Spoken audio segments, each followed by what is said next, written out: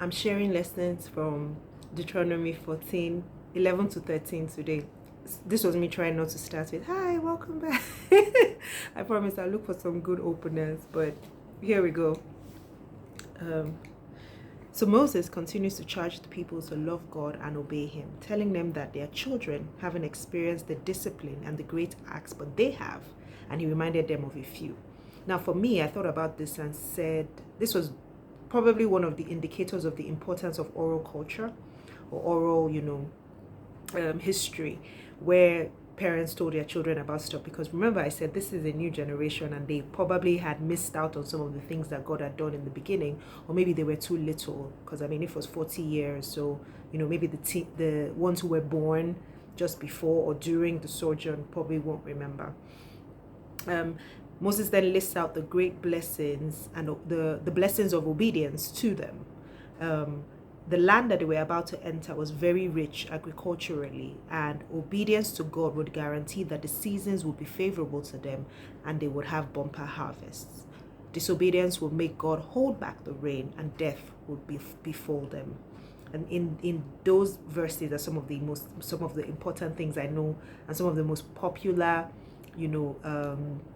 scriptures that we hear when we talk about blessings and curses. Some of them really did stand out to me.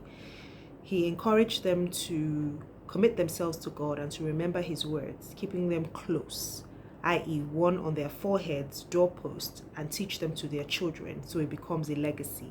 Now, many of you know that Orthodox Jews actually took this literally and I hear that they shaved the women shaved the front part of their heads and tie a box containing the scripture on their foreheads and cover it. They're called I don't want to mispronounce it, but I think it's something like Fahrenheit or something like that. I'll check and link them in the and put them in the comments.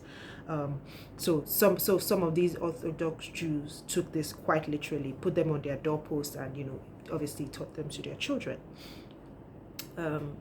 And Moses essentially gave them a choice between blessings and curses, after laying all of that out.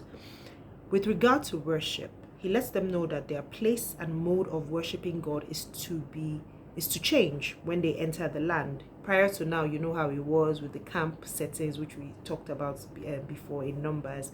But now they will be occupying different lands or different areas in the lands which spread across. So God was going to tell them where to worship. They were also warned to include and never neglect the Levites. And the Levites were obviously, as you know, were the priests, and they didn't get any land, but instead they got towns within the lands of the 12 tribes. And the importance of paying attention to our hearts to make sure it doesn't turn away from God is a lesson that I got from these chapters.